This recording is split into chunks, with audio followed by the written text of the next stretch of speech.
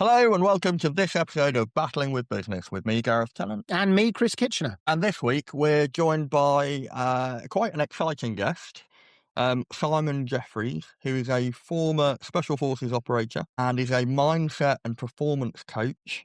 He was a member of the Special Boat Service, and we'll talk about what that is in a moment, and he's the co-founder of The Natural Edge. Growing up on a farm in Worcestershire, he learned early lessons in resilience and discipline. Simon then served with the Royal Marines, which is clearly my background as well. Then the Special Boat Service, completing 3 tours in Afghanistan. After leaving the military, he tried the corporate world, but quickly realised it wasn't for him. Following business setbacks and personal challenges, Simon co-founded The Natural Edge to help leaders perform at their best while living a more aligned, stress-free life. Drawing on his military experiences and a focus on mindset as a skill, Simon empowers his clients to build clarity, cultivate discipline, and take ownership of their actions. His story is one of resilience, reinvention, and relentless pursuit of personal and professional excellence. And I think, given what we are as a podcast, comparing military and business approaches to leadership and decision making and strategy and all those things, Simon is about the centre of the Venn diagram and is a perfect guest. So welcome, Simon. Yeah, welcome, Simon. You say that, but I now feel definitively outnumbered. It's another one of those episodes where there are 2 former Royal Marines. So I'll just be quiet and sit in the corner whilst you talk about the good old days. You just have to behave. Behave. Oh, that's the way it's going to work, is it? So, yeah, welcome, Simon. Thank you for having me on. Looking forward to having a chat.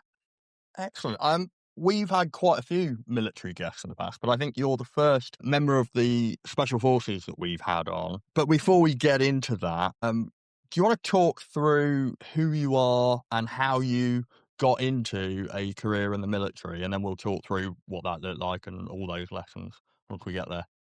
Yeah, so for me, as you said, grew up on a small farm in rural Worcestershire. Some people ask, why is it that you wanted to join the military?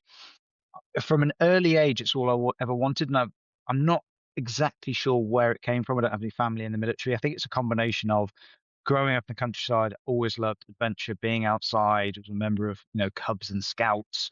Was out hunting with my air rifle, and also I grew up in an era where it was Commando, Terminator. um, it was all the action films, Rambo. So I grew up on that 80s sort of action hero. And it's probably a combination of all of that that set that, this is what I want to do. I just saw it as that kind of ultimate adventure, test of oneself. And what's interesting is, even from a very young age, I've got this picture somewhere of the very first day at high school when I was 11, and our form tutor got everyone to write down the date, and then when I leave school, I want to be. And mine is a Royal Marine. And I cannot tell, I must have seen an advert, I must have read something, but for whatever reason, even from that age, it was as specific as the Royal Marines. I think part of it was that competitive side of, these seem like the best. This is being positioned as the kind of hardest one to join. And then, a little bit further on in my teenage years with the advertising campaign around 99.9% need not apply. And again, for me, that was it was almost a call to action. It was that competitive, like, right, well, I want to see, do I have what it takes to be a part of that? I'm always fascinated. We've talked about in the past my first day at Dartmouth, which was in a Mark 1 Escort with an ironing board in the back. It shows I have a real military career in my blood. What was it like for you the first day you turned up at basic training, and that moment when you walked through the gates and all of a sudden you were a trainee Royal Marine? It's shock of capture. And that's, I take my hat off to people that join 16, 17, 18. So I was 24 when I joined. So the interesting thing is, although I always knew I wanted to join, it's almost like, because I had that, I was happy to go and do some other things first, because I knew, this is what I'm going to do. So college, I went, traveled, lived in Canada. I did uni, did some more traveling, lived in New Zealand. And then I joined at 24. And what I would say is, just being a little bit older definitely was helpful, having that kind of world, been bit more wise to the world. But even with that, when you walk through those gates and you're seeing, Royal Marines in uniform marching around, you feel like a tiny, tiny fish in a very big pond. And it's that mixture of sort of nervous excitement. You're excited to be there, but the nerves around you, you've got this complete unknown, like what's going to happen. What have I walked into? So it's the shock of capture is definitely the best way to summarize it. We're going to talk about the fact that you're a special forces operator. What were you like going through that basic training? Were you always the number one, the first person up the rope? Were you sort of towards the back, or were you the grey man in the middle? And by the way, none of those are fair generalizations, but it's been fascinating when we've looked at sort of famous people in history. They don't always fit the I was the first in line, I was number one. They come from different places. What was your experience like? I'm going to sound like a real dick here. I actually, so I did. So I won the King's Badge, which is the top recruit, through training. I would say being older, and a couple of things I think stood me in good stead. So cadets I also did when I was younger. I was obsessed with the military. It's all I wanted to do. I've always been very into like physical training and performance, because you get like what's interesting, even in the military there are people, even in special forces there are guys that they basically never train like outside of what they had to do, whereas for me I was always like, how can I optimize my physical conditioning? If I played rugby from sort of 10 years old. I was never the best player. I wasn't a very talented player. I didn't have great ball skills. I didn't have the great eye for the game, but I was like, I'm going to be the fittest on the pitch. So when we used to do training sessions, they used to split the forwards and the backs, because generally, especially back then, like the forwards were a lot less fit. And there was me and one of the guys, the forwards, would be put to train with the backs, because we were always like, I'm going to win this. Like, I want to be the most conditioned player. I'm not great at playing it, but I will be the fittest person on that field. So I had that attitude going into, I spent the year before training specifically for the Marines. So I went in very fit. And then also mindset wise, is something I've just always been interested in. And I don't think I'd like overtly call it visualization, but there's a Royal Marines magazine called the Globe and Laurel. It's a monthly edition. And you got given an issue of this when you went to the careers office and before you join. In that issue, that every month they print the pictures of the King's Badge winners from the previous months. And as soon as I saw that picture, I'm like, that's going to be in that picture. And I create a really vivid mental image. Like, I am going to make sure that I am that standard. And I sort of held that. So I went in with a very clear mindset of, I'm always going to be at the front. Like, I am going to be 100% focused. This is all I want to do. And so I'm going to do everything to be the best at that. So I think the combination of that physical and mental, that attitude to it, and being older, that definitely helped. Like, being a little bit older was definitely a plus card within that.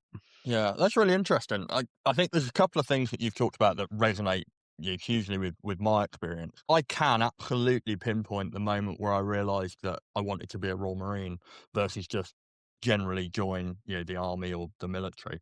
And that was watching John Leslie on Blue Peter go to the Arctic with 3 Commando Brigade and dig snow holes and do all of that. And I was like, that is what I want to do. And that was the moment. But I was a little bit older. I think I was 14, 15 when I decided I wanted to join.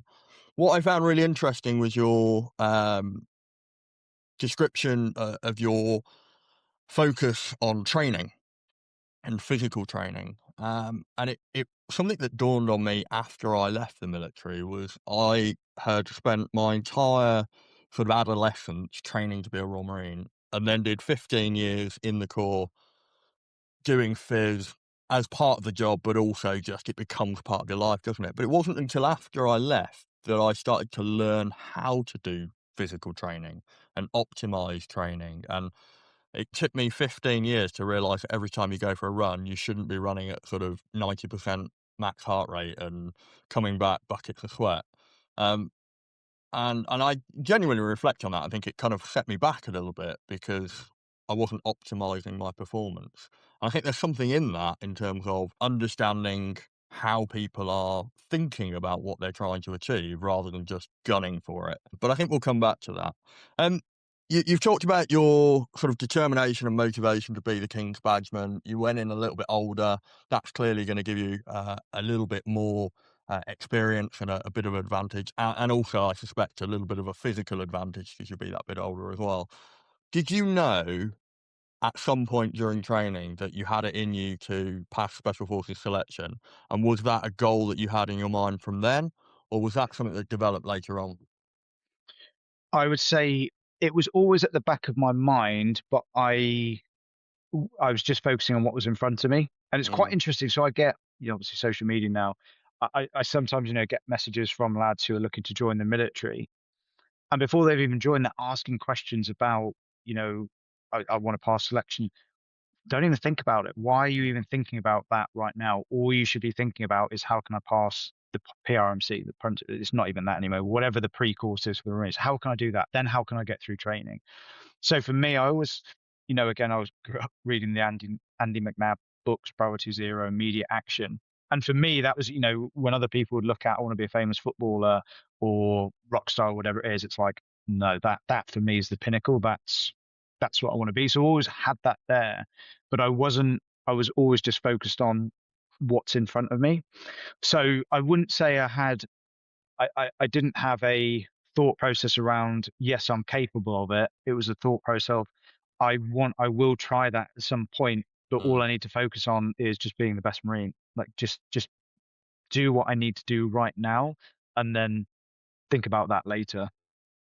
So let's go forward. You spend a little bit of time in the Royal Marines, and then you think now is the time for me to try for selection. So this is the process by which effectively you audition for the SBS at a high level. And it's interesting.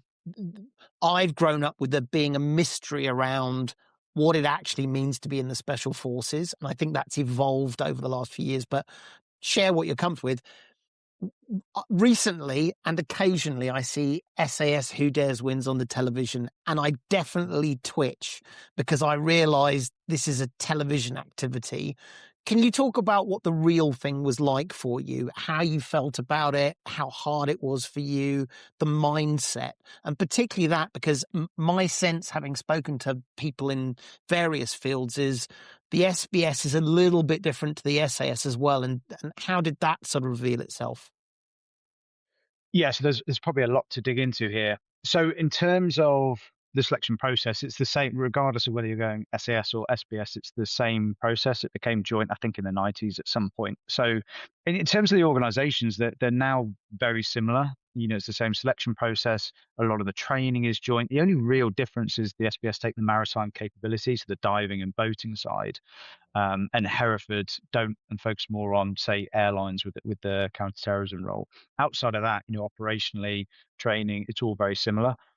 So you get loaded onto that process, and the first phase is probably the most well known. It's Brecon Beacons. It's marching from point to point with ever increasing distances and loads. And that phase, although it's the most documented, it's not really selection. The point of the Brecon Beacons is to thin out the field to then move on to phase two, which is the jungle. And that's where selection really takes place. So the Brecon Beacons is really, you're just trying to get your plane ticket. That's the way to look at it. I'm getting my plane ticket to actually go on selection. It's a thinning out process. The hardest part about the hills is it's a groundhog day so I'll give you paint a little bit of a picture for it. I did it on a winter selection, so you're on the battle camp in the Brecon Beacons where you're staying, and it is like a World War Two battle camp. It's very old. It's not quite, but you're almost in tin huts, and it's dark, it's wet, it's cold. The alarm goes off at 5 a.m. Drag yourself out to the galley or the cookhouse, depending if you're Army or Navy, and force sloppy, wet porridge, greasy fried breakfast, like classic military fare that you really don't feel like eating, but you need the calories. Pick up your burger and you go down to Parade Square and you sit in the dark and the drizzle until they call your name, and you get on the back of the 4-ton lorries, and then maybe you've got an hour or 2 hours, you're trying to doze and get a bit more sleep. And then you get to your drop off point You get called forward by the DS. They ask you to point out where you are on the map. They give you the grid reference. You show them where that is, and then you're off. And then that's you for like 8-9 hours on your own on the hills in horrendous terrain, baby heads, bogs, cross graining, in mist, rain, driving winds. It's just a miserable place to be on your own with your own thoughts in your head, with a big weight on your back. And so the factors that make that difficult is, one, it's just the sheer kind of boredom and being on your own for a lot of the time. The physical hardship, it is a testing environment. And if you aren't managing, for example, things like your hydration, your nutrition, when you've been out in the hills for quite a while, you actually get to the point where you almost don't feel like eating. And then, especially if it's winter and it's cold, it's easy to not drink enough. If you do that and then you go into glycogen debt, you're basically screwed. You're never going to make the time. So you have to be really disciplined and all over your nutrition and your food to get through it. And then you've got the basic skills like navigation. You'll always they'll set you off in different directions. You'll have an A route and a B route. And I had a couple of times you see someone running out the mist, and they'll run up to you and be like, "Oh, are you on route A?" It's like, "No, mate, I'm on route B." And you just see their face be like, "Oh God," because what they've done is got lost. They've just seen someone in the distance and just ran towards them. So you have to be all over those basic drills, and that's really what the hills is is testing. So it's a real Groundhog Day that you have to get through. It was quite interesting for me how quickly you see people drop off. And sometimes it's the people you least expect. When you get your opening brief, you're all packed into the mess hall. There's a couple of hundred of us on mine, and everyone's looking around. And you look at guys who look big and strong and fit, and you think, "Oh, they're going to smash it." And you look at other guys and think, "No, they've got no hope." And you honestly you just don't know. Some of the strongest and fittest looking have gone on day 1 or 2, and some of the others are there at the end. And to your point on the mindset side. And it always used to blow my mind when people would quit on like the second day. It's like, what? And these are trained soldiers. These aren't civilians. These are Marines, paras. People that have done combat tours. They're seasoned soldiers in and of themselves. And you see them leaving a couple of days in, and that would just blow my mind. As if, what were you expecting? What did you think this was going to be? So the hills is that thinning out process. You said something that was really interesting, and we're going to come back later on to talk about resilience, I'm sure. You said, you pick up your Bergen and you're on the hills for 8 hours with nothing but yourself and your thoughts. What did you think about day after day when you're carrying a bloody heavy weight in the rain through a bog? What did you think about to keep yourself occupied? Whatever song was on the radio. I joke, fucking lyrics. Whatever song was playing in that galley, like cookhouse in the morning, is going through your head. And when I was going through, I think it was that 10,000 Fireflies song. And that's the only line I could remember. But you can't. That's an interesting question. I've never really thought back. I mean, part of you just go through daydream and go through scenarios. Obviously, you've got to keep on with your nav. But centrally, I think the underlying central theme, a couple of things for me, was just a reminder of like, this is what I'm here for. It is hard. This is why I'm here. This is the whole point. And also where you put your focus. And for me, it was bringing it down to, well, all I need to do is focus on what's in front of me. I don't need to worry about what's coming tomorrow. I don't even need to worry about the next leg. All I need to worry about is this leg that I'm on, putting one foot in front of the other. And even just mentally going through checks, it's like, right, when was the last time I had a gel? When was the last time I had some food? When did I last have water? So just that kind of like constant check-in with myself, like, where am I? Where's the nav? Where am I physically? And then just bringing the mind back to the positive, I guess, and the reminder of why I was there. It's a really interesting thing because I've started running recently because I'm a fat old man. Sorry, I shouldn't say old man. I'm a fat man over 50. And what's interesting is I know for a fact that my body can do whatever run I want it to do. Part of my job is to distract myself while my body gets on with it. And so that's why I asked about how you did that, because there's an element of, if you think, bloody hell, that hurts, it's going to hurt. If you think, oh, what's that over there? You've just run another 200 yards or whatever it might be. That's why I was asking the question. There's a counter to that. So so both of those techniques can be valid. But what I would say is, you need to be using the right one at the right time. So I encourage you, if you are always distracting yourself, you're not learning how to sit with discomfort. So I say to if you're going on a run or something, do sessions where you have no music. Do sessions where you have to sit with that pain and the discomfort, because that in and of itself is a skill, and it's something we need to forge. It's not something you have or you don't have. That's a muscle you train. And so on those marches, sometimes the right thing is you kind of distract yourself. Other times is to actually embrace that discomfort and mentally go towards it. It's like, yeah, it fucking hurts. Good. It's fucking, this is what I'm here. I'm here for that pain. Like, this is why I'm going to get through it. This is going to, some guys aren't going to be able to cope with this. Good. They're gone. I'm going to keep going. So you need to understand, like, this is self-talk. If we go into the kind of performance side, understanding what you're saying to yourself, and then the ability to have that playbook and knowing when to employ the right self-talk for the right situation. But the skill of being able to sit with and embrace discomfort, because what most people do, they think mental toughness is discomfort goes or fear goes. It's not. Mental toughness is the ability to sit with fear and discomfort and take action anyway. And what most people do is fight it. Take something like doing the plank or a cold shower. You start doing it, starts to hurt you, like, I don't like this, I need it to stop. You're looking at the clock and it feels worse. Whereas if you sit with it, like, it does hurt, concentrate on relaxing. Okay, good, it's fine. I've got this. I can do this. Totally different experience. So, you look at Tour de France is a great example. There's a series on Netflix that I like watching. And the biggest thing I take away from that, the highest attribute or kind of accolade or attitude, I guess, when they're looking at riders, the most respected thing in that world is who can handle the most pain. That's what separates those guys. That's the highest. They hold the people that can sit with the most pain to the highest esteem. That is their most respected trait. It's a really interesting kind of insight into their mindset. That is their number. Yeah, the number one.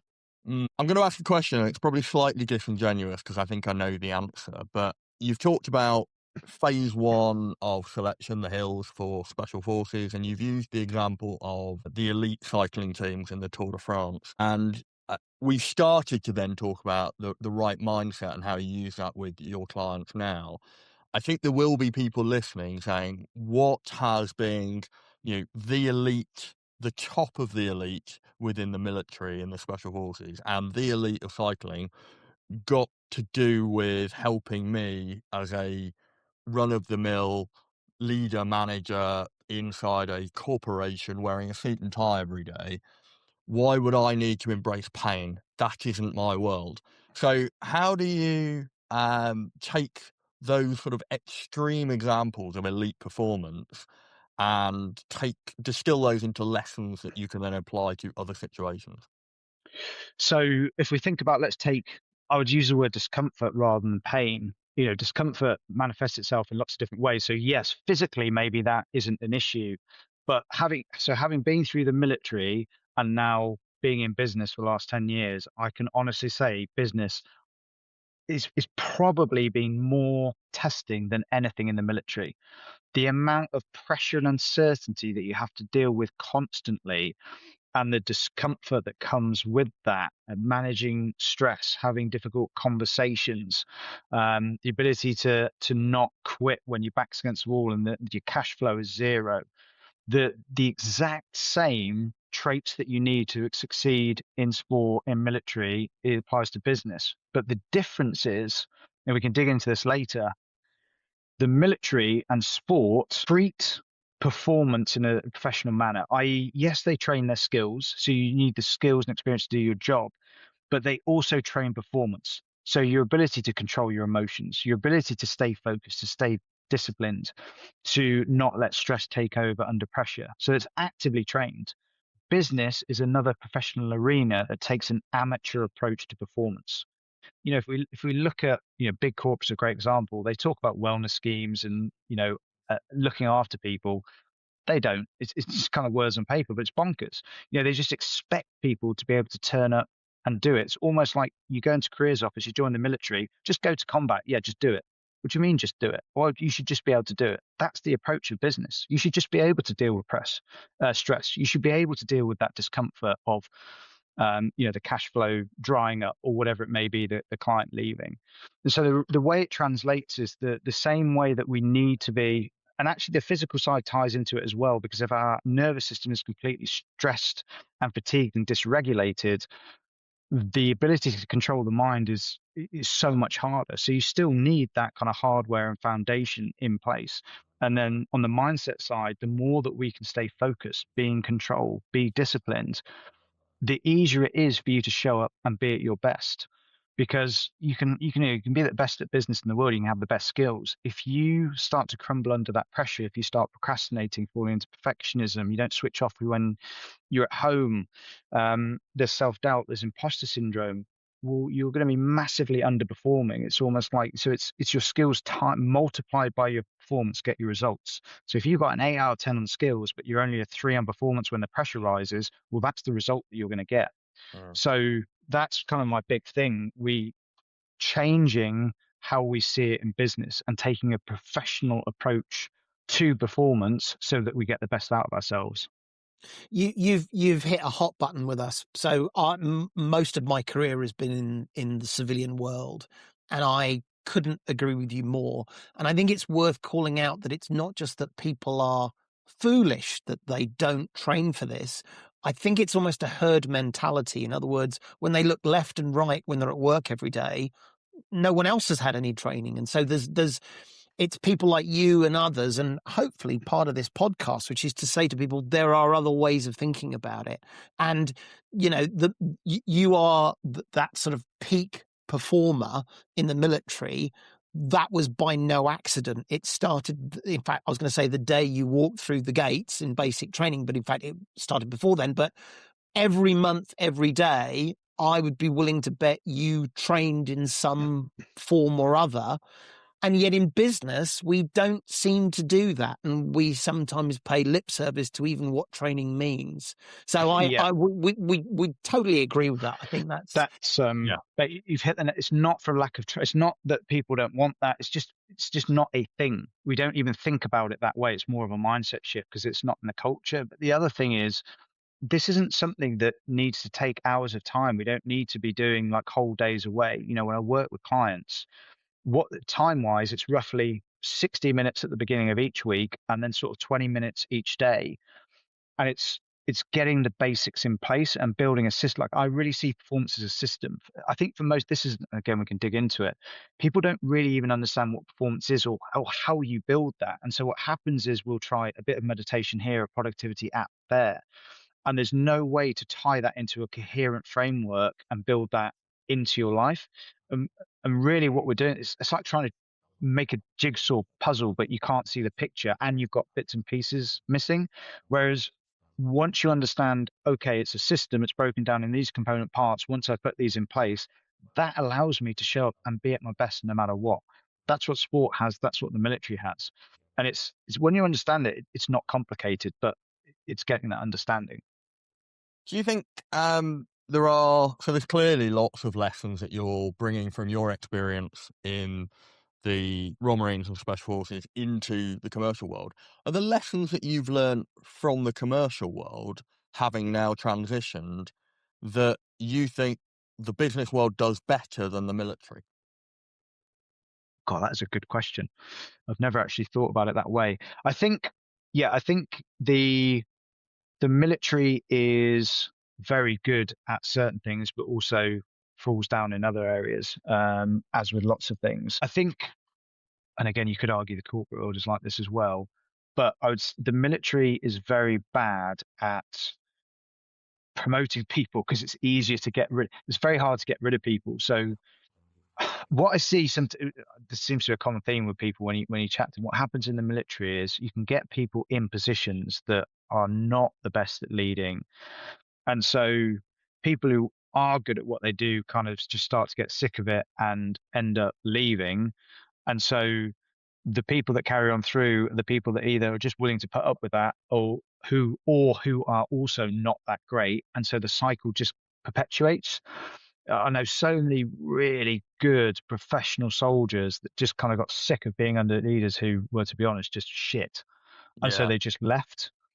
And so it continues because it is hard to get rid of people. And so just for sheer time and service, people get promoted into positions they really shouldn't be in. I'm going to push back, and I think that the point is you have to be. We can't generalize on this too much, and I'm not speaking for you, but I've been in lots of businesses where that is even more true. That's what I was thinking, and it's probably the same true. And yeah, it balances, but I think this was kind of what the premise of the podcast was, which was we were looking at these two worlds where everyone thinks they're very different. And actually, there are some differences, but there are lots of sort of those things that cross over. So yeah. I'm going to push back on that one, but I want to ask a question though, because this is something I am fascinated about, and that is, if you were hiring in a corporate world, would you hire for current ability or trainability, or do you not really mind? Because this is something where, and I've done this myself. You hire someone, you say, I need a person that can do X, Y, and Z. So I'm going to look for the person that can do X, Y, and Z. Now, they might not be able to do A, B, and C, which I might want next week, but I want X, Y, and Z. So there's this really interesting thing where I don't know that in the corporate world, we're very good at thinking about training people. So it's a false question, I guess, but would you hire for today's capability or trainability? I would always hire first for the person. So attitude, fit to the culture, and trainability, and then skills second. I think it does depend on what that role is and how quickly you need those skills. But I saw a great it was another podcast talking about hiring, and it was a memo that came out from, it was a billionaire running a company, so obviously very successful, and they were talking about the hiring process and basically saying it should be the slowest, most methodical process that you do in your business, because every person you have has such an impact, and you should only ever hire A and B players. If as soon as you get one C player, the impact is massive. And so an A player is just, we all know what an A player is. A B player is an A player in waiting. An A player should only do the hiring, because if a B player does it, you're in danger of getting a C player. And so it really is that point, especially in, the smaller the business is, it's critical, because the business is people. And so as soon as you get we've all been in those teams, it only takes one person that isn't quite right, and the impact that has on everyone else is massive. So I think the point around how important the hiring process is, and having the right person for your culture and fit within it is massive. And maybe that isn't paid enough attention to. I completely agree. Well, look, why don't we take a quick break? When we come back from the break, let's maybe go back into your past where you've finished selection. You're now a badged member of the SBS. What does that look like? And what I'm particularly interested in, we've spoken to a couple of people in the military who are in smaller teams. My sense, having not served in that sort of military capacity, is that small teams operate differently from some of the larger parts of the organization. So maybe let's come back after the break and we'll dive a bit more into what the world of the SBS looks like and what are the differences from the rest of the British military. See you after this. But don't go anywhere. Exactly. I'm going to leave that in. Because if someone from the SBS says don't go anywhere, they really mean it.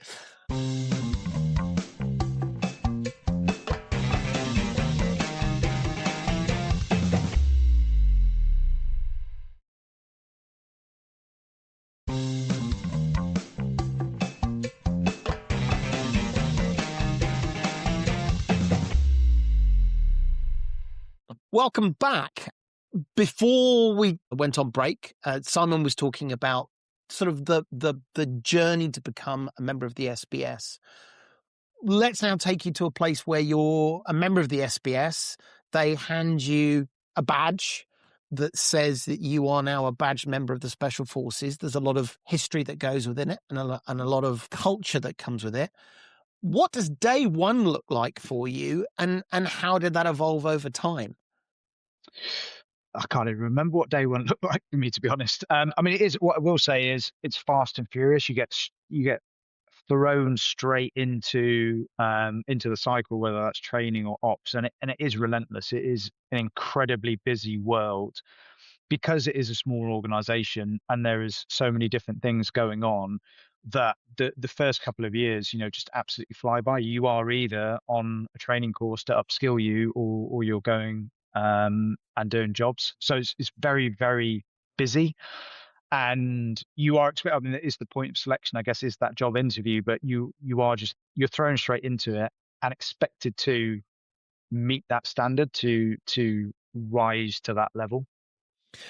My assumption has always been that when you join the SBS, they teach you how to blow things up, how to swim in things, how to jump out of airplanes, those kinds of things. Were there any more unusual skills they taught you, in the sense of, we're talking about resilience?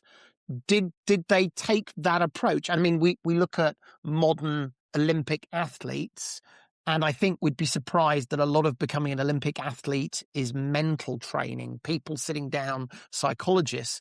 Was there anything that was a bit more unusual through your career where the SBS said, actually, this is something we found really useful to teach people, that's less about blowing things up or hitting things and more about how you sort of develop your mind?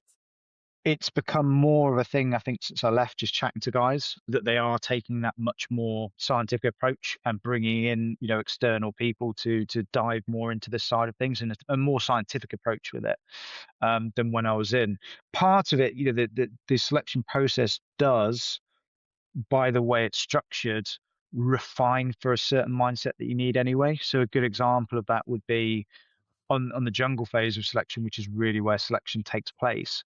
The reason it's in the jungle is it's just such an incredibly difficult environment to be in. I tried to paint a picture recently for someone, for people not in who've been through the military, and I said, if you can think about the hardest thing you've done physically, maybe that's running a marathon, or whatever, it's something really, really difficult physically, and then think about your most stressful time at work, something that was really, really pressurized, and then combine those feelings together, and then imagine you're in a greenhouse with that happening for 4 weeks, 24/7. You kind of sort of getting close. It's just it's very hard to describe to people how hard that phase is. You are on your limit all day, every day. And so, because it is so difficult and because it's such an arduous environment, everyone makes mistakes. You can't not have a bad day, make some mistakes. It just happens to everyone.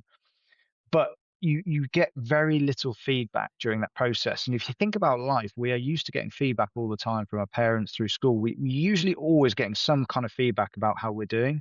When that's taken away, it's just kind of you in your head. And so what happens is people will make mistakes, they will see the DS scribbling notes, and then they will go into a negative spiral. They will catastrophize. They will start saying, "Oh, well, I fucked this up. What's the point in continuing? There's no reason for me to stay and continue to suffer through this because I've already failed." And so they'll quit. And then they'll subsequently find out in that exit interview, actually, you were doing well. If you'd stayed, you probably would have passed. And so they weren't able to take control of their mindset, of that emotional spiral and those thoughts getting out of control. And that's not something that you can afford when you're working in small teams, in pressurized environments. So you need that ability to take control of your mindset, essentially, to be aware of those narratives and make sure that you are controlling them, so that you can move past those mistakes and onto whatever is required of you next.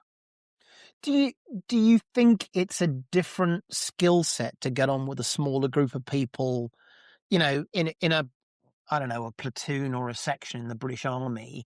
There's more people, you probably have smaller groups, you can stay away from people. I'm imagining your world was, these three people standing in front of me for the next X period. My life is in their hands, their life is in my hands. How does that change the relationships you build with the people you work with? It's just a more intense dynamic. It's, as you said, when you're in larger groups, there's more ability to move within different people, perhaps not hang out with certain people. Whereas in that world, there are times when you spend a lot of time with that small group of people. But again, the selection process, if we think about, let's say you join the military and you go through basic training, and that will thin out a certain number of people, and so what you're left with is, broadly, we have the same attitude, we have the same values, we're looking to do the same things. And then maybe you go through another maybe it's the all arms commando course or whatever it is, and then that deselects, or kind of selects, whichever way you want to look at it, a certain group. And so the pyramid is getting it's getting smaller, it's getting tighter and tighter, and that's what happens through selection. So in general, okay, yes, there are going to be some people that personalities clash and don't get on, but in general, you're surrounded people that are very similar in the kind of outlook, the approach, the capabilities. And so the whole point of that process again is more likely than not, it's not going to be a problem, because of the process. The process creates it, and I think that's actually something that's, when we look at the corporate world and particularly in businesses in general, and they try and take, let's say, so things from the military, and talking more in the kind of strategic or business or sort of culture sense, and in part that it can kind of work, but what they're missing is the military has been through this very intense selection process and time together, which forms a very strong baseline culture. And without that, a lot of this stuff just doesn't. The only reason these things work is because they have that. It's very hard to do that. I mean, you can to a degree in how you actually build the culture. And I would say, again, businesses don't really pay. What happens is they'll just write a load of values and stick it on the wall, or say we value these things, but it's never actually defined as behaviors. Let's take the value of respect. In the military, everyone understands that you are 5 minutes before the meeting. You're always 5 minutes before. And you do that because you respect people's time. So it's a very clearly defined behavior built into the culture. That's not there in business. Whereas if you actually articulate it, right, everyone in this business, in this team, you're always there 5 minutes before. In a meeting, phones are off, they're put away. The agenda is always sent out. So actually very clearly articulating, this is the behavior we expect because it builds this culture. So people understand what it is. If that's not communicated, then people don't know. Mm. And there's lots of examples of that, of how companies can do it, but I think they talk about culture, but they don't really practically implement in a way that actually makes a difference, and that's why they get problems in teams. We've talked about quite a few things, quite a few of these things in previous episodes, particularly around, um, you know, the micro standards. As you've just sort of articulated, things like everybody just knows they need to turn up 5 minutes before a timing. Everybody will, if you're planning the meeting, you will send out the agenda, and therefore you don't need to be managed by your boss or whatever. One of the things you did talk about though was the selection processes. So basic training, um, special forces selection, phasing out people that think differently and are not the right fit. If you were being slightly unfair, you might interpret that as what we need is homogeneity. We need everybody to think the same and be the same. And yet we know that military challenges are complex and they require different perspectives and diversity. How do you get the balance between having enough of a corporate sense of identity and culture and shared behaviors that gives you efficiency without also creating so much homogeneity that you end up not being able to solve complex problems, falling foul of groupthink, and other biases and all of that kind of stuff. I'm actually glad you said that. To the point earlier, I think that's actually where corporate maybe has a strength over the military, because it's so funny you talk about that. I met up with a friend not long ago who was an officer in the special forces who has just left, and he was just telling a story. He'd been back and was catching up with a few guys, and they were discussing a topic, and he was trying to position something because he'd actually spent some time out doing some other things, positioning it another way. And he was like, it's like banging your head against a wall. And so actually, I think the military does suffer with it. It's a bubble. Even for myself, when I've left, you do realize it's a real bubble. And so there is everyone thinking the same and looking at, and that you actually, when you step outside and start to look at, oh, yeah, there is the big old wide, there are different perspectives and different interpretations. So I actually think, but also you can't, you need that selection process to get the other assets. So you can't have it both, and you do still get the different approaches, but in general, you are going to get that group thing. You can't avoid it, and it's a problem. But I think, I think that's a really interesting challenge for people, which is, so we are great champions of diversity, both for moral reasons. We think diversity is the right thing, but put that to one side for effectiveness. In other words, if you have 4 different people with 4 different perspectives, the likelihood is you are going to come up with a better answer when you put all of those together. And to your point, you need 4 people that understand we all have to turn up 5 minutes before, we all have to be on it, we all have to, all those things. I think it's that challenge of how do you balance the two things together. And I think the first thing is to talk about the value of diversity and to actively say, we're 4 white guys with the same background. How do 4 guys with the same background make sure we have built-in diversity? So you mentioned, I think, that your friend had stepped out and done other things. Well, okay, we can all do that. We can all go off and do different things. We could serve with different units. We could go work with civilian authorities. We can learn from other people. I think it's that.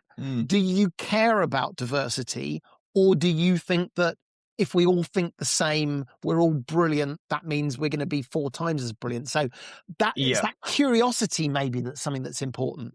I think it's challenge as well. It's being aware of our own beliefs. So we try and do it within I read something great, and I can't remember who it was, in a book once. I think they ran an investment fund, and when anyone would bring an investment that they thought was good to the table, they would do a sort of red room where that person would get torn apart. They would just challenge them on everything and play devil's advocate, and just do that to try and tease it out. And it's something. It is hard. I've experienced this and struggled with it a little bit better now, but we do it in the business. And just remembering, just because you've done it your way, it doesn't mean it's right, and there could be a better way of doing it. And so we try, funny enough, because we teach mindset, we try and follow that principle ourselves. John, who I started it with, and we'll step back and go, well, is that the truth? Is that right, or is that just a belief that you're holding? And I even kind of use that myself if we're talking about, I don't know, changing something and being like, no, people won't want that. And I'll stop and go, oh, hang on a minute, or I'll preface it with, this is probably just a belief, but I think.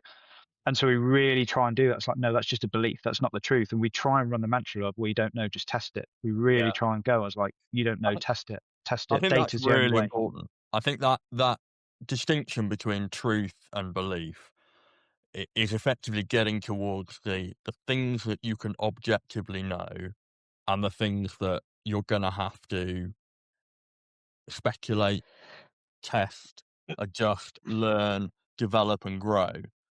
When you talked earlier about the definition of respect, and in the military everybody turns up on 5 minutes before a meeting, there's an element of recognizing that is a thing that you can know.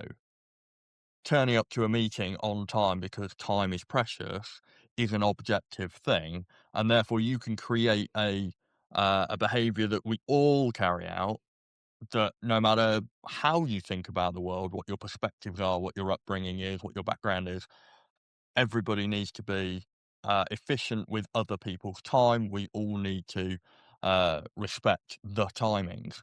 So there are things that you can create that become what we call in the military, standard operating procedures, that are the things you can control because you know what they're going to be. Everything else, the uncertainties, the threat, the enemy, the risks, the weather, the right tactics to employ, and you can read that across into, any commercial complex situation as well. That's where you can't have fixed SOPs or fixed rules in place. And that's where that diversity becomes really, really important. Yeah. I mean, what I will say is what you can have though is fixed frameworks to deal with that, which the kind of military has, which you can apply, but then bring in the subjective individuality to work within that framework. Yeah, we did a whole episode not that long ago on the combat estimate and how you can use that as a framework for dealing with complex challenges. And actually quite a large part of the combat estimate is getting different viewpoints, red teaming plans, wargaming through things. So I completely agree with that. I want to ask a question about the other side, because I think there's a really good military and special forces equivalent to an executive team moment. And I want to talk about dissent, disagreement. I can imagine that, saying lots of imagines, but I can imagine you're on a task, you have a mission, there's a small group of you, it's high pressure, it's important what you're going to do because other people are relying on you, and one of you wants to dissent.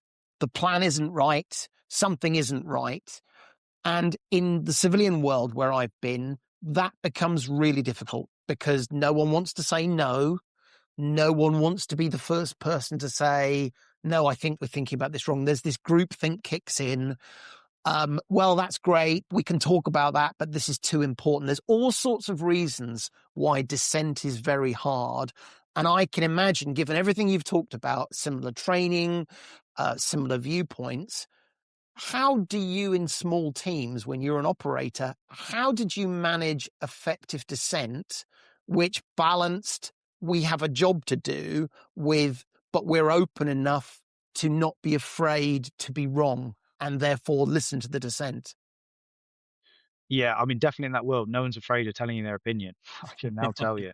Well, But ultimately, actually, talk because well, I love when people can't see this because we can see our guests on them.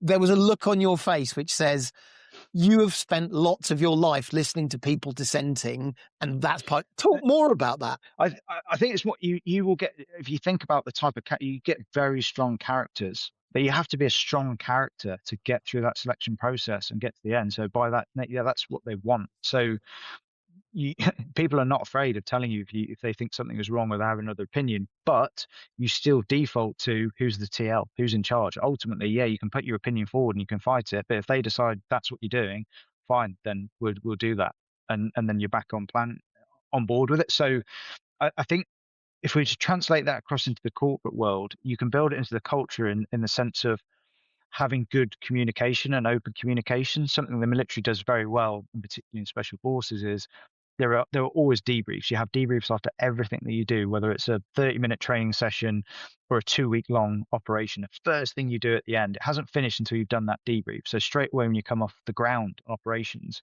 you're still in your kit, you grab a quick cup of tea or something, and then everyone's in the ops room. And in that, rank is removed. It doesn't matter if you're most senior or most junior, everyone has a say, everyone has a voice. And you don't argue tactics. So you don't chew people out for a decision they made on the ground at that time with that information. You review it and we look at what we could do differently. But what that process does, it just becomes normalized that everyone has a voice and opinion and we can discuss it. And again, ultimately, the buck stops with the TL, the officer, like whoever's in charge. And so they have to make that call, but they can take into account other people's opinions.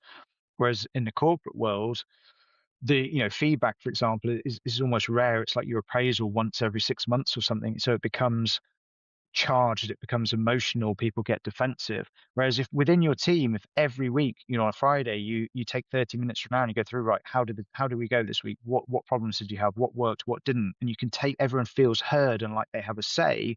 But ultimately, again, it's the team leader to decide the course of action. And that's where it comes from the top. It's leaders who are able to take criticism to say, yeah, I fucked up there, and not let ego kind of take over and not are not able to do it. Because when people are in environments where they feel like they can't make mistakes, where they don't have a say, you're stifling performance. You're killing creativity, you're killing team kind of culture and cohesion. It just have a massively detrimental impact. So I think the balance is you want an environment where people are empowered, they feel like they can speak up, push back, question things, but then also respect the ultimate decision. And once that's made, it's like, well, I'm all in on it. I may not have taken that route myself, but I'll back you. It's fascinating. We've talked a lot about vulnerability, the ability to say I was wrong, the ability to say I don't know. And I think personally, that's an incredibly strong trait as a leader, not to do it every day all the time, but to say, no, I screwed that up, guys. It builds trust, it builds curiosity, all those kinds of things.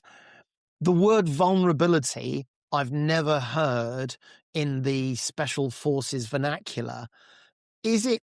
Have you just described a different world for vulnerability where people can admit they've got something wrong? Because you'd almost assume it was the opposite, which was, we're here because we're the best. We're here because we're always right.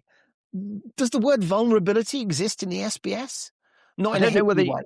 no, yeah, no. I mean, yes, in the sense maybe you don't explicitly articulate it, but then who does? You don't say, oh, I'm going to be vulnerable now. You just are vulnerable. Well, in So the I corporate would world, say, we do actually, because we're a bunch of big okay. hippies, but that's a So different thing. I'd say the word doesn't exist, but the behavior does. A good example, I'd say, going back to the jungle phase and get through selection, one of the things that really makes that easier or harder is how well you bond with your patrol.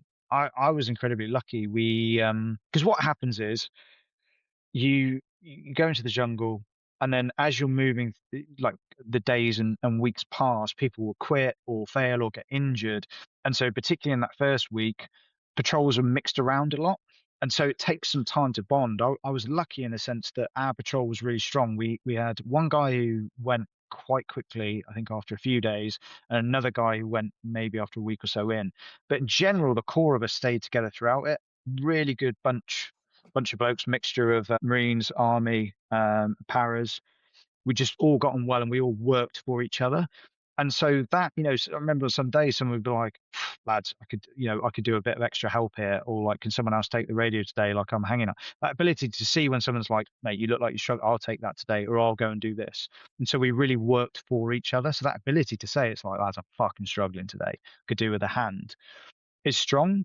Because if you don't do that, it's actually more selfish anyway. Because if you don't speak up and then you just go down, like, get a real problem, and then, well, then everyone's screwed. We have to really work on that. Whereas if you highlight it earlier, and so we can work together.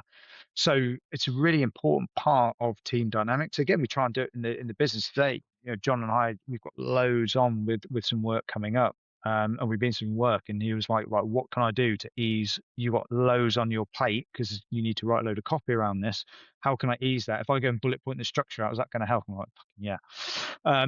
So that ability to say, it's like, yeah, it's hard at the moment. So again, in the home, I had to apologize to Mel today because I snapped earlier, and it's just like, look, I'm just sorry. That shouldn't have done that. There's a lot on. Like, I'm just dealing with a lot at the moment. I'm talking to some idiots later on a podcast. I've got a Yeah. lot on. So let's talk about it. So Yeah. you've started the business, so Natural Edge.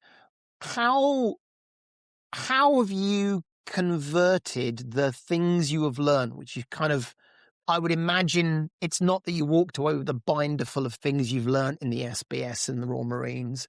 How have you converted that into something where you can turn up in front of a corporate team and say, I'm now going to talk to you about 6 things that can be valuable? How have you converted that experience into something that's teachable? It's taken a lot of hard work and a long time. I would say we only just really, I would say the end of last year, which was like nearly 10 years in, it's like, I feel like we really understand now what the message is. And it's just because it's a process. And for me, it really is this performance piece, and how we now break performance down into clear pillars, and build it into a system. Like, this is why people get the results they do.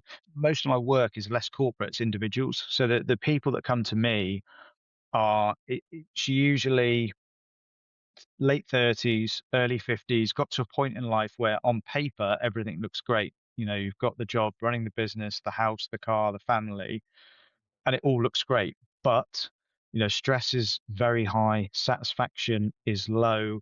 There can be imposter syndrome, there's procrastination, there's distraction, there's like inconsistency with training and diet, not being present at home.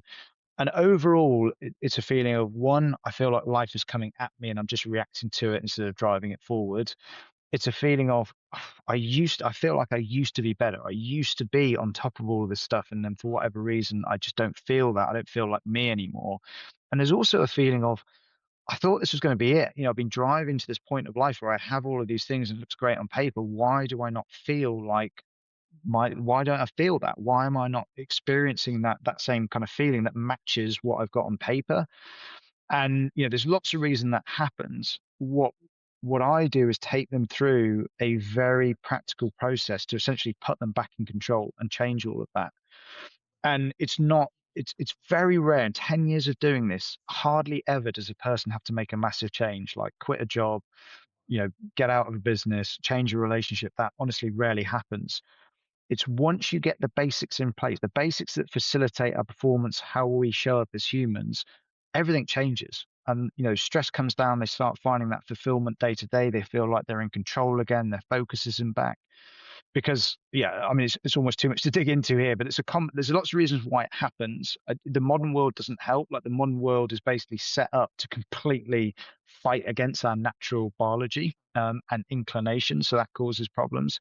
But actually, with some kind of simple steps, we can really put ourselves back in a position where we feel like we're in control. And it's very fulfilling in the sense, I get messages from people being, my kids have got their dad back. My partner's got, got a husband, got their wife back. I'm actually enjoying life again. Awesome. We've covered an awful lot of ground, and I'm very conscious of your time. So, firstly, thank you ever so much, Simon, for everything you've covered so far. I'd just like to finish with a couple of questions. One, leading on from what you're doing in terms of coaching, what's next for you? What's next for the business? And are there any key events, activities coming up that our listeners should be aware of? How do they follow you? How do they get in touch? If they like what they've heard on this episode and they want to take it forward. So on the business side of things, it's really, honestly, it's how can we get this out to more people? Because the difference, when you see the difference in people, I had a guy come in at the end of last year who was on the point of going. He'd been on them before, going back onto anxiety meds, like stress was through the roof.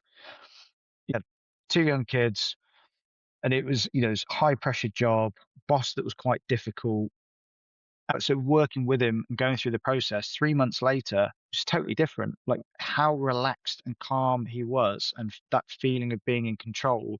Again, nothing, same boss, same job, same kind of busyness at home, but just by essentially getting him performing to his full potential again, changed everything. And it's just because he didn't know how to do that, or didn't have the essentially that roadmap to do it. So for us, it's to continue to grow that and help more people, and build the community around it. That's the number one. It's the naturaledge.com for the website, but social media is the easiest. So the Natural Edge on Instagram, and then Simon Jeffries on LinkedIn. We don't really, so events, we kind of, all the events, so we do some cool stuff, but again, we do it for our community. So for the people within it, I guess it is a little bit sort of selection and then serving. So they go through the system, they make the changes, and then we kind of have a community after that where we do in-person days, get together. So again, I think that's something that's so sorely missing, is that in-person and that connection and that community piece. So getting to go away, and we'll go out, do adventures, do wild camping, trips abroad. We've got some stuff, some cool trips planned. It's just, I wanted to create something when I left the military, did a stint in corporate, realized it wasn't for me. It's like, I want to build a job where, one, I'm passionate about what I do, but actually get to be around good people, not just in terms of the team and who I work with, but actually who I'm serving, and working with, and clients. And we've just been very lucky that we basically haven't ever had a bad client. They're just good people. And so yeah, it's just very rewarding. Awesome. What would your top couple of points be from habits that you've picked up from your career in the Royal Marines Special Boat Service, or over the last 10 years of running your own business, that every business leader should know and start to adopt? So what I would say is, think about performance as a system. It's not one thing. And think about it. So it's basically three pillars. You've got your hardware, which is your body. So it's your nervous system, your state, and everything around that it's just the good habits that we know. Like how much time outside are you getting, how much alcohol you're drinking, your caffeine intake, what movement, your social connections, are you getting enough recovery? It's all the things that as a human make us feel good or don't feel good. So looking at that, and just working on making small changes, whether it's like, right, I need to get an extra hour's sleep, or how can I just be better with my meals in the day and eat less, whatever it may be. And then the second pillar is our software, it's our mindset. The big thing here is be intentional with it. Nobody treats the mind like the body. So with the body, we all understand, to be fit and healthy, we actually have to do things, go to the gym, go running. With mindset, we'll listen to a podcast or read a book. It's very passive. And we're talking about complex neural pathways here.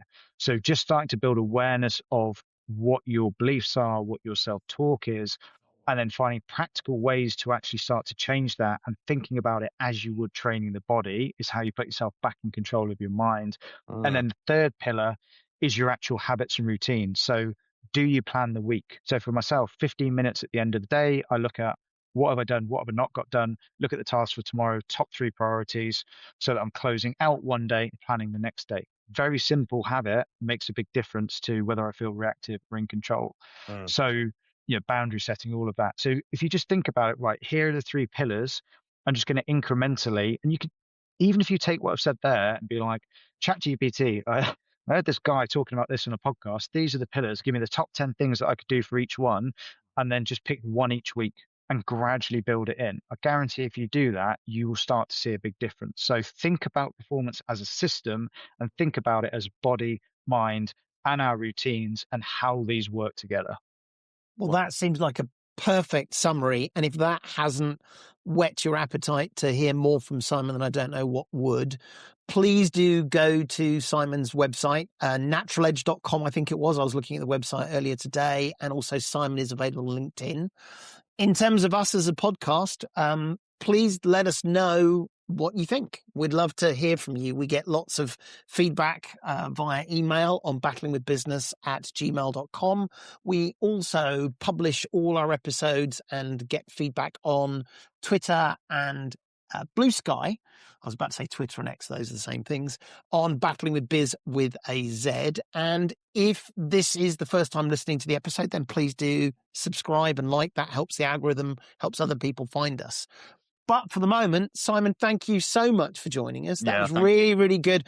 I've always wanted to sort of talk to someone from the SBS, and you've sort of ticked that life box. So thank you very much, and particularly making such good discussion about what we can do in the civilian world and the corporate world as well. So for the moment, Simon, thank you very much for joining us. By the way, I didn't say this during the recording. I have to say this, though. When Simon was talking about hardship and running around Brecon Beacons and bogs, you couldn't see this, but Gareth had a big cheesy grin on his face. You could tell he'd drifted away to that time he too had run around dark, muddy fields. So Yeah, happy memories. Just to reiterate, thank you, Simon, for giving up your time and for the excellent conversation and wonderful insights. And we hope to have you back on here. You are always welcome here on Battling with Business. Thank you very much. Thank you very much. Cheers, guys.